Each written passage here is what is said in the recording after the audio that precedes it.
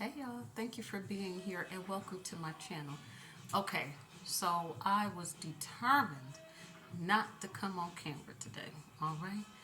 And I filmed this video twice and I was just like, this is so boring. I'm gonna have to give them some human interaction.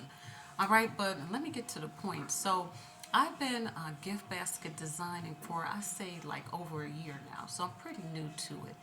And if you go on YouTube, you're going to see thousands, maybe millions of really talented gift basket designers, okay? And the thing is, a lot of them talk about different, concepts, places that you can shop at, how to price your baskets. Even some of them are very creative, and they show you, how to make your gift basket stand out by customizing all of that. However, not one of them that I watched have ever gotten to the psychology behind gift basket designing. And so that's where I wanted to tap into today. Because anybody can buy something from the store and just throw it in, but no, there's got psychology to everything, okay?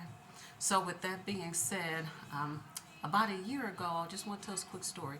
About a year ago, when I started, I made my first gift basket, and if you look, it was actually a box. It was crumble cookie. So I had the Dove crumble cookie dishwashing body wash in there. I had a loofah, a cute little teddy bear, Juicy Couture hair clips that were blinged out. I thought it was really cute, all right? It was $35, so it's a novelty gift, okay? The person that received it, they, let's just put it like this, they didn't like it. And what I learned very quickly in our culture, all right, people are looking for something that they can use more than they can just look at, all right? And you can take that however you want, all right? But in this context, they want it to be something useful. Most people can't just have something that is pretty or that can just appreciate the beauty of it, all right? So let me just leave that there. But anyway, I knew that I had to quickly change, how I sold and what I put in my gift baskets. So this brings me to how I came up with this method. So it's called the Taj method. And before I get started, what I'm going to do is I will share the psychology behind, and I wrote all this down, behind gifting here, but the full framework and builds are part of my proprietary Taj method, all right? So I just want to put that out there in case y'all want to copy. Nah. But anyway, so what I noticed was while I was designing gift baskets is you'll see some gift baskets, and I noticed this, like especially if they come from the Dollar Tree, they'll be really overcrowded. All right, and that's because I guess the stuff is cheaper to buy or whatever. Or you'll find something that is forgettable. It really doesn't make an outstanding impression. And what I do here is I want everything to be more luxury but practical at the same time, more like affordable luxury. So there's intention behind it. It's not that I just went and bought some and threw it in a bag and that's it. I'm just trying to sell it to somebody. No, there are steps, there's a process. So it's not about how many products are in the basket or whatever you're using, but it's about the intention behind it. Keep that in mind. So I created that method, and what the Taj method stands for is tone, align, and journey. So number one, let's talk about tone. Tone is the emotional assignment you choose. Basically, is what kind of response are you going to trigger when that person receives their gift? What emotional response are you looking for, basically?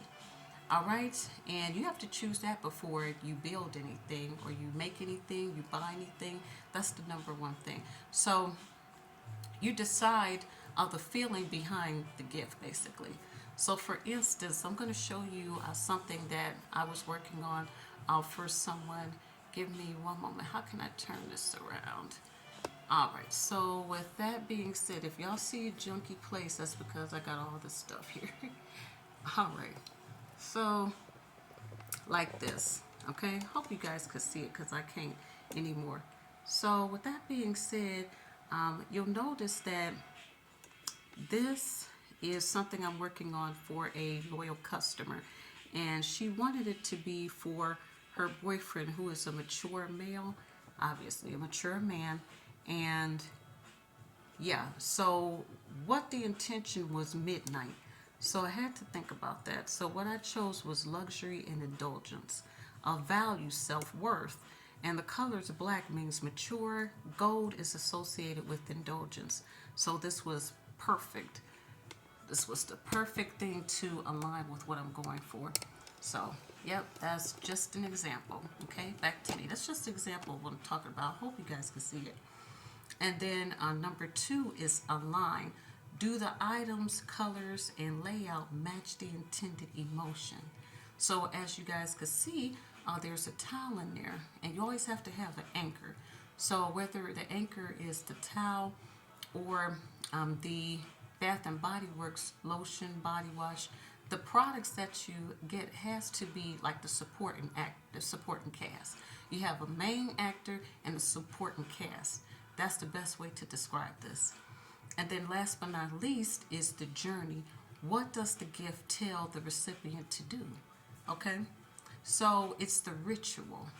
So for that, what I just showed you guys is he's going to take a shower. He's going to take a bath. He's going to relax, okay? And yeah, so it tells you, yeah, exactly what to do, what your next steps are. Our brain automatically likes to follow a sequence. So I'm not going to get much deeper into that because that's going to be in the course or however I decide to display this, but it goes way deeper. So it's going to be like 5 parts to this. But yeah, I just wanted to get this out here. If you do like what you've seen so far, make sure you like, comment, subscribe. Check out some of my other videos, not only just my gift basket videos, but I sing on here. A lot of creativity goes on. All right, bye for now.